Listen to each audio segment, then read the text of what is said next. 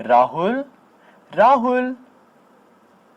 सुनीता अपने 12 वर्षीय बेटे राहुल को पुकार रही थी। राहुल अपने बंगले के लॉन में क्रिकेट खेल रहा था। मां की पुकार सुनते ही राहुल मां के पास आ गया। क्या है मम्मा? बेटे तैयार हो जाओ। पर किस लिए? तुम्हारे पापा ने जो फार्म हाउस खरीदा है, आज हम वही चलेंगे। पर पापा के बिना? हाँ, तुम्हारे पापा को ऑफिस से वक्त ही नहीं मिलता, न उन्हें कभी वक्त मिलेगा, और ना ही कभी हम उनके साथ फार्म हाउस जा पाएंगे। चलो, आज हम दोनों ही चलते हैं। ओके। इसी के साथ राहुल आगे बढ़ गया। दोनों माँ बेटे तैयार होकर गाड़ी में बैठे और फार्म हाउस के लिए रवाना हो गए। सुनीता कार ड्राइव कर रही थी। राहुल उसकी बगल में सीट पर आराम से बैठा था। जब वे दोनों फार्म हाउस पर पहुंचे तो वहां के चौकीदार ने उन्हें पहचानते ही गेट खोल दिया। साहब जी नहीं आए? चौकीदार ने पूछा। नहीं, वो बिजी थे, सुनीता कहती हुई फार्म हाउस में भीतर चली आई। उसने पूरा फार्म हाउस देखा और तारीफ की। राहुल को भी फार्म हाउस बहुत पसंद आया था। भीतर सुनीता ने देखा कि फर्श पर मिट्टी पड़ी हुई है। मिट्टी दूर तक पड़ी हुई थी। ऐसा लगता था मानो कई छेदों वाली बोरी में मिट्टी भरकर बोरी को यहां से आगे तक ले जाया गया है, जिसके कारणवश मिट्टी थोड़ी थोड़ी बिखरती चली गई। फर्श पर पड़ी मिट्टी देख सुनीता ने चौकीदार को बुलाया। रामलाल। चौकीदार भागा हुआ आया। आते ही बोला, कहिए मेम साहब, यह मिट्टी कैसे पड़ी हुई है यहां? सुनीता ने उसे मिट्टी दिखाते हुए कहा। चौकीदार मिट्टी पर नजर डालते हुए अनजाने स्वर में बोला, पता नहीं मेम साहब, यह मिट्टी यहां कैसे आ गई? तुम चौकीदार हो, तुम्हें यहां का पूरा ध्यान रखना चाहिए। सुनीता भड़क उठी। तुम तनख्वाह किस बात की लेते हो? अगर तुम इन बातों का ख्याल नहीं रखोगे तो क्या हम रखेंगे?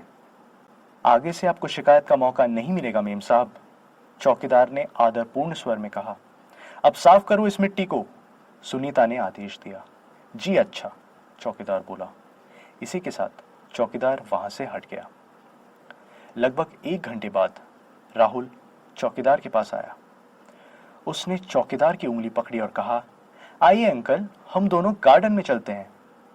नहीं, मैं वहां नहीं जा सकता। तुम्हें जाना है तो तुम जाओ। चलिए ना अंकल, राहुल ने जिद की। जिद मत करो, इस बार चौकीदार गंभीर स्वर में बोला। राहुल उससे बराबर जिद करता हुआ उसकी उंगली पकड़कर उसे अपनी ओर खींचता हुआ बोला, आइए ना। राहुल ने चौकीदार की उंगली जोर से खींची तो उंगली टूटकर राहुल के हाथ में आ गई। वह बुरी तरह डर गया। उसके चेहरे पर आश्चर्य मिश्रित भय के भाव उत्पन्न हो गए। उसने अपनी मुट्ठी खोलकर टूटी हुई उंगली देख डरकर तुरंत उंगली जमीन में फेंक दी। उसके लिए आश्चर्य की एक बात और थी, वो उंगली मिट्टी की थी। बुरी तरह घबराए रहकर जब उसने चौकीदार पर दृष्टि उठाई तो वो बोला, मैंने कहा था ना जिद मत करो, अब देखा तुमने अपनी जिद का अंजाम। चौकीदार के स्वर में रोष था। टूट गई ना मेरी उंगली। राहुल इतना डरा हुआ था कि कुछ ही क्षणों में वो पसीनों से नहा गया। उसकी समझ में नहीं आ रहा था कि आखिर उंगली उसकी मामूली जोर से इतनी आसानी से कैसे टूट गई। फिर ऊपर से सबसे अधिक डरावनी व आश्चर्यजनक बात यह थी कि उंगली टूटते ही मिट्टी की बन गई। इस घटना से बुरी तरह भयभीत राहुल अपनी मां के पास दौड़ता हुआ गया। चौकीदार उसे देखते हुए डरावनी मुस्कान मुस्कुराया। इसी के साथ उसने जमीन में पड़ी मिट्टी की उंगली उठाई और वापस अपने हाथ में जोड़ लिया। राहुल अपनी मां के पास पहुंचा। उसने पूरी घटना सुनीता को बता डाली। सुनीता ने उसकी बात को गंभीर रूप से नहीं लिया। उसने राहुल को बच्चा समझकर उसकी सारी बातों पर लापरवाही दिखाई। राहुल यह जानकर चिंतित हुआ कि सुनीता उसकी बात सीरियसली नहीं ले रही है। वह मुंह लटकाए बाहर आ गया। बाहर चौकीदार खड़ा था। उसने राहुल को देखते ही कहा, आओ बेटा, तुम्हें गार्डन में घुमा के लाऊं। वह उसे देखकर डर गया। बोला, नहीं नहीं, मैं तुम्हारे साथ नहीं जाऊंगा। तभी पीछे से सुनीता आई और बोली, जाओ राहुल, थोड़ा गार्डन में भी घूम आओ। नहीं मम्मा, मैं यहां से कहीं नहीं जाऊंगा, राहुल ने दृढ़ स्वर में कहा। ओके, मत जाओ, तुम्हारे पापा का फोन आया था। उन्होंने कहा वे शाम को यही आएंगे, हम उनके साथ ही यहां से जाएंगे। पर मुझे अभी घर वापस जाना है, राहुल ने कहा। डोंट बी सिली राहुल, मैं तुम्हें बता चुकी हूं कि हम शाम को यहां से तुम्हारे पापा के साथ ही जाएंगे। प्लीज मम्मा, ट्राई टू अंडरस्टैंड, मुझे अभी घर जाना है। मगर क्यों? सुनीता ने पूछा। मेरा यहां मन नहीं लग रहा है। बकवास बंद करो, सुनीता गुस्से से बोली। चुपचाप शाम होने का इंतजार करो। इसी के साथ वापस अंदर लौट आई। चौकीदार उन दोनों की बातें सुन रहा था। वह समझ रहा था कि राहुल यहां से जाने की बात क्यों कर रहा है। आओ, मैं तुम्हें गार्डन में लेकर चलता हूं, वहां तुम्हें अच्छा लगेगा, चौकीदार ने राहुल से कहा। शट अप, राहुल उस पर चिल्लाया। मैं अकेला ही गार्डन में चला जाऊंगा। इसी के साथ राहुल उठा और गार्डन की तरफ कदम बढ़ाने लगा। एक बार फिर चौकीदार राहुल को देखते हुए डरावनी मुस्कान होठों पर सजाने लगा। राहुल गार्डन में पहुंचा और वहां चहलकदमी सी करता रहा। लगातार उसी घटना को सोचने लगा जो उसके और चौकीदार के बीच घटी थी। अचानक तभी बगीचे से ऐसा स्वर उभरा जैसे पानी खौल कर उबलने लगता है। राहुल ने गर्दन घुमाकर अपनी साइड में देखा तो जाना कि जमीन मिट्टी उगल रही है। गीली मिट्टी वहां इस तरह उबल रही थी जैसे जमीन से पानी उबल उबल कर बाहर आता है, मगर वो मिट्टी फैल नहीं रही थी, बल्कि अपनी ही जगह पर रह रहकर उबल रही थी। राहुल मिट्टी को उबलते देख घबरा गया। देखते ही देखते राहुल के चारों ओर मिट्टी उबलने लगी। वह बीच में फंस गया। फिर एकाएक वो स्थान दलदल बन गया जिस पर राहुल खड़ा था। लगभग 4 फुट चौड़ा और 5 फुट लंबा जमीन का वो स्थान दलदल के रूप में तब्दील हो गया। इसी के साथ राहुल उस दलदल में धंसता हुआ जमीन के अंदर जाने लगा। उस समय वो बहुत बुरी तरह डर गया और जोर जोर से चिल्लाया, मम्मा मम्मा, मुझे बचाओ। चौकीदार राहुल को जमीन में धंसता देख बहुत प्रसन्न हो रहा था। उसके होठों पर विजयी मुस्कान थी। राहुल की पुकार पर उसकी मां दौड़ी दौड़ी आई। जब सुनीता ने राहुल पर नजर डाली तो उस समय राहुल का सर ही जमीन से बाहर रह गया था, बाकी वह पूरा उस दलदल में धंस चुका था। राहुल ने अपने दोनों हाथों को बचाव की खातिर ऊपर उठा रखा था। वह दोनों हाथों को कीचड़ में मारता हुआ चिल्ला रहा था, मुझे बचाओ मम्मा, मैं जमीन में धंसता चला जा रहा हूं। राहुल को इस तरह धंसता देख सुनीता का कलेजा फट गया। वह रोते हुए बोली, कोई बचाओ मेरे बच्चे को, चौकीदार। परंतु उसकी आवाज किसी ने नहीं सुनी। कोई नहीं आया वहां उसकी मदद के लिए। राहुल हर पल जमीन में धंसता ही जा रहा था।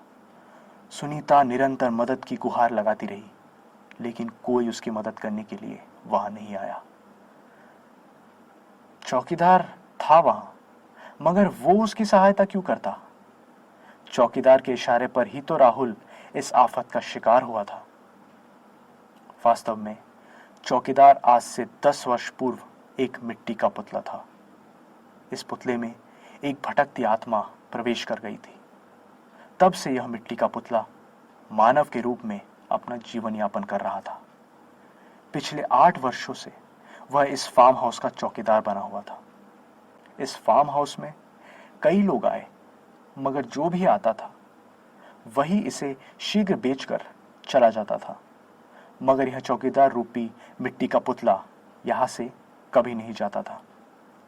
फार्म हाउस का हर मालिक यहां कोई न कोई ऐसी डरावनी घटना देखता था जिसके कारणवश वो डर कर यह फार्म हाउस बेच देता था। आज इस फार्म हाउस के मालिक का वारिस इस फार्म हाउस के मुंह का निवाला बन गया था। राहुल जब सर तक उसमें धंसता चला गया तो बेबस सुनीता आगे बढ़ी और राहुल के करीब पहुंचकर उसे बचाने की कोशिश करने लगी। इससे पहले कि वह राहुल के लिए कुछ कर पाती, राहुल पूर्ण रूप से जमीन में समा गया। उसी वक्त सुनीता भी जमीन में धंसने लगी। सुनीता ने महसूस किया था कि दलदल की गहराई बहुत कम है, मगर जमीन के नीचे कोई ऐसा है जो उन्हें घसीट रहा है। वह चीखती चिल्लाती मदद के लिए चौकीदार को पुकार रही थी, मगर वो नहीं आया। इधर शाम को सुनीता और राहुल कहाँ है? सुनीता का पति सुदेश फार्म हाउस पर आया तो चौकीदार से पूछा। वो दोनों अंदर आपका इंतजार कर रहे हैं, चौकीदार ने बताया। सुनीता का पति भीतर गया। सुनीता और राहुल दोनों अंदर उसका इंतजार करते हुए मिले। हेलो पापा, राहुल चहका। हेलो बेटा, सुदेश बोला।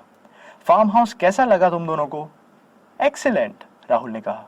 मोस्ट ब्यूटीफुल, सुनीता ने कहा। आओ तुम्हें यहां एक और चीज दिखाऊं। सुदेश ने सुनीता की बाह पकड़ी और उसे आगे की तरफ अपने साथ घसीटा। सुदेश ने उसकी बाह पर थोड़ा ही जोर दिया था कि बाह पर से उसका हाथ उखड़कर सुदेश के हाथ में आ गया। यह दृश्य देख सुदेश बुरी तरह चौंक गया, साथ ही डर भी गया। जब उसने सुनीता के टूटे हुए हाथ पर नजर डाली तो देखा कि वो हाथ मिट्टी का है। सुदेश ने डरकर वो मिट्टी का हाथ दूर फेंक दिया। हाथ फर्श पर गिरा और टूट फूट गया। उसी समय सुनीता बोली, यह क्या किया तुमने सुदेश? मेरा हाथ तोड़ दिया। सुदेश ने घबराकर सुनीता की ओर देखा। उसका तो रंग रूप ही बदला हुआ था। अपने हाव भाव से वह बहुत खतरनाक लग रही थी। सुदेश की समझ में कुछ न आया। तभी राहुल ने कहा, देखो पापा। इसी के साथ राहुल ने अपना हाथ दीवार में मारा और उसका हाथ भी मिट्टी का बन गया। वह टूट फूट कर जमीन में बिखर गया। यह सब क्या है? सुदेश घबराकर चिल्लाया। उसी समय सुदेश के कदमों के नीचे का फर्श मिट्टी के दलदल बन गया और सुदेश भी सुनीता व राहुल की तरह चीखता चिल्लाता दलदल में पूर्ण रूप से धंस गया। कुछ सेकंडों बाद उस दलदल से एक मिट्टी का पुतला उभर कर बाहर आ गया। शीघ्र ही मिट्टी के उस पुतले ने मानव का रूप ग्रहण कर लिया और वो सुदेश बन गया। तत्पश्चात सुनीता, सुदेश और राहुल एकत्रित हुए और ठहाके लगाने लगे। चौकीदार ने दूर खड़े रहकर उन तीनों को ठहाके लगाते देखा और होठों पर विजयी मुस्कान सजाकर कहा, मैं जीत गया। अब यहां मुझे अपने साथ 3 नए साथी और मिल गए। अब इस संसार में मैं अकेला नहीं रहा। हा हा हा हा हा हा। अंत में चौकीदार ने भी ठहाके लगाए।